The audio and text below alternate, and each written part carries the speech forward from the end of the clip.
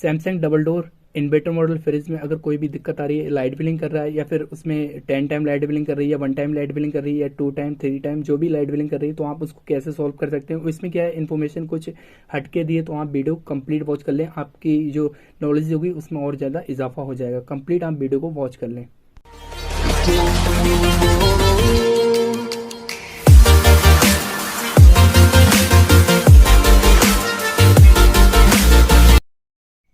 Hello friends, welcome back to my YouTube channel. Friends, ये आपके सामने सैमसंग का double door fridge inverter model है। इसको आप कैसे रिपेयर कर सकते हैं। अगर इसकी जो पीसीबी होती है, एक आईपीएम पीसीबी होती है और एक पावर पीसीबी होती है। दोनों पीसीबी होती है। बड़ी वाली जो पीसीबी होती है वो पावर पीसीबी होती है और जो छोटी वाली पीसीबी होती है वो आईपीएम पीसीबी होती है।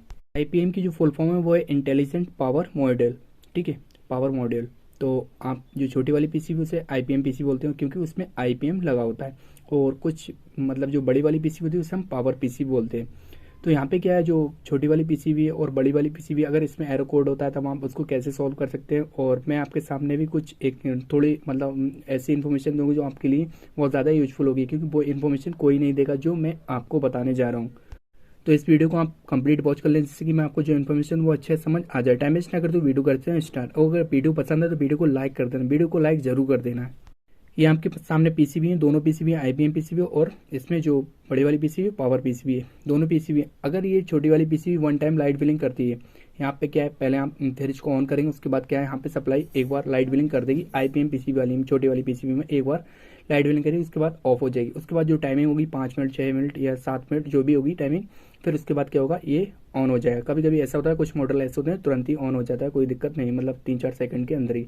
तो यहाँ पे क्या है, जब दोबारा ऑन होगी उसके बाद क्या है, कंटिन्यू चलना चाहिए। और ये पावर पीसीबी है, वो भी कोई एरर कोड नहीं शो वहाँ पे।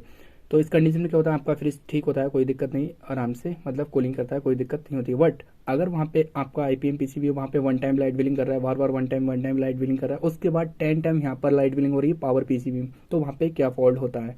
तो सबसे पहले ये चीज़ आप क्लियर कर लें कि 1 टाइम अगर लाइट बिलिंग करती है आईपीएम पीसीबी जो होती है, 1 टाइम लाइट बिलिंग करती है, तो वहाँ पे क्या होता है, आईपीएम का फॉल्टी होता है, तभी ये दिक्कत आती है। और मैं आपको एक चीज़ और क्लियर कर दूं, यहाँ पे आप देख रहे हैं ये बैक साइड जो होता है इसका आईसी जल गया, इसी वजह से ये दिक्कत आ रही है इसमें। तो इसी वजह से इसका आईपीएम फॉल्टी है और यहाँ पे 1 टाइम लाइट बिलिंग कर रही है। और जो बड़ी वाली पीसीबी पावर पीसीबी वहाँ पे 10 टाइम लाइट बिलिंग कर रही है। 10 टाइम लाइट बिलिंग क्यों करती है, अगर छोटी वाली पीसीबी जो है आईपीएम पीसीबी है 1 टाइम लाइट बिलिंग करती है, तो फिर बड़ी वाली पीसीबी पावर पीसीबी वो 10 टाइम लाइट बिलिंग क्यों करती है। पहले आप काउंट कर लें, ये 10 टाइम लाइट बिलिंग कर रही है, वो आप देख लें खुद ही से। ये जो पीसीबी है बड़ी वाली पीसीबी 10 टाइम लाइट बिलिंग कर रही है। तो इस तरीके से अगर वहाँ पे 10 टाइम लाइट बिलिंग कर रही है और छोटी वाली पीसीबी 1 टाइम लाइट बिलिंग कर रही है, तो वहाँ पे क्या फॉल्ट होता है। तो पहले तो ये फॉल्ट है कि इसका आईपीएम फॉल्टी है, क्योंकि इसमें जो होता है एक फीडबैक वायर, मतलब वायर होता है फीडबैक के लिए, जो आप देख रहे हैं ये जैक यहाँ से वहाँ तक जाता है बड़ी पीसी में। तो ये जो होता है फीडबैक के लिए होता है। अगर इनकी कम्युनिकेशन आपस में नहीं मिलेंगे तो ये बड़ी वाली पीसी भी 10 टाइम लाइट बिलिंग करेगी। मतलब अगर कंप्रेसर आपका ऑन नहीं होगा तो वहाँ पे 100% बड़ी वाली पीसीबी में 10 टाइम लाइट बिलिंग होगी। तो यहाँ पे एक चीज क्लियर हो गई कि अगर 1 टाइम लाइट बिलिंग कर रही है आईपीएम पीसीबी और 10 टाइम लाइट बिलिंग कर रही है तो बड़ी वाली पीसीबी, तो कंप्रेसर ऑन नहीं होता तब ये दिक्कत आती है, या फिर आपका आईपीएम खराब हो तब ये दिक्कत आती है। अब बात करते हैं 2 टाइम लाइट बिलिंग करती है। अगर 2 time light billing IPM PCB करती है और 10 time light billing power PCB करती है, तब भी ये दिक्कत होती है, आपका आईपीएम खराब है, इसी वजह से ये दिक्कत आ रही है उसमें।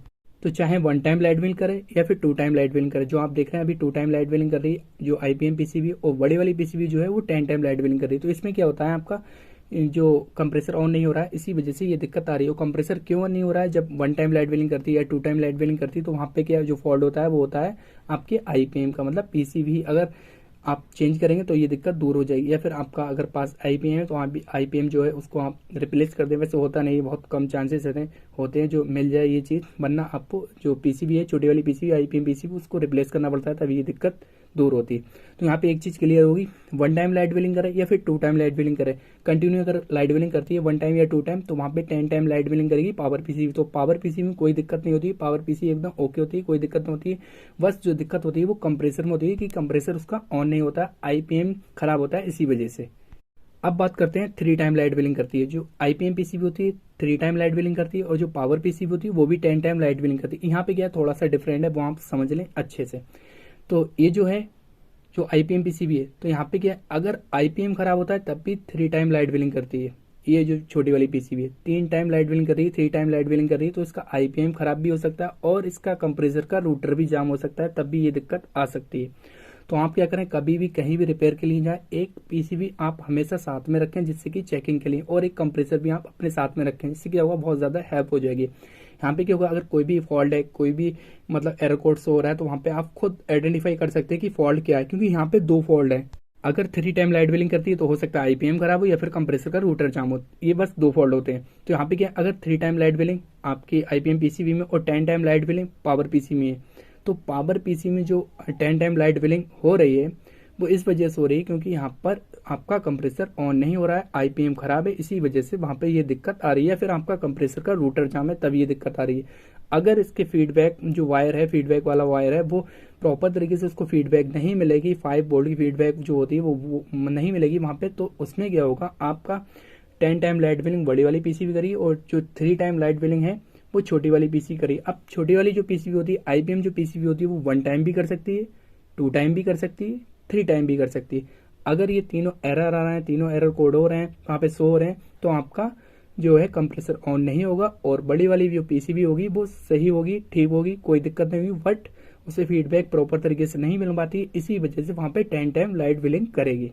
कंप्लीट देखा जाए दोनों पीसीबी का जो एरर कोड होगा वो 13 टाइम लाइट बिलिंग का होता है। तो यहाँ पे जो फॉल्ट होता है वो आपका 3 टाइम अगर कर रही है तो आईपीएम खराब हो सकता है और कंप्रेसर का रूटर भी जाम हो सकता है। 1 टाइम कर रही है तो आईपीएम 100% खराब है, 2 टाइम कर रही है तो 100% उसका आईपीएम खराब है। आप पीसीबी को रिप्लेस कर दें, आपकी प्रॉब्लम सॉल्व हो जाएगी। तो फ्रेंड्स, अगर ये वीडियो पसंद आए तो वीडियो को लाइक कर देना, चैनल पर न्यू विजिट किया चैनल को सब्सक्राइब कर देना। Thank you for watching.